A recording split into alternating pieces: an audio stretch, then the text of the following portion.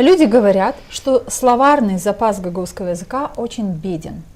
Так ли это? Неверно. Очень даже богатый язык. Мы должны знать наш словарь. Мы не знаем наш словарь. Наш словарь очень богат.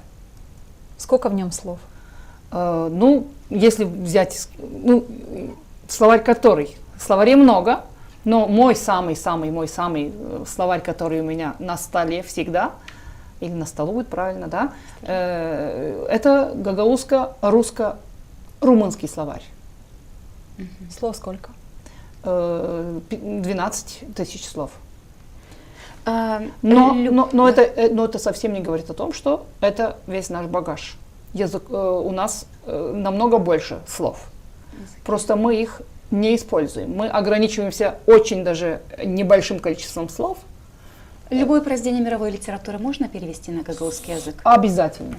Но тут я вспомнила, Спокойно. что Тодор Занет переводил Жан-Жак Рассина, Баязида на гагаузский язык. Сложнейшая форма, и Мольера, да, сложнейшая форма стихотворного произведения. Однозначно. Мы можем даже говорить о финансах на гагаузском языке.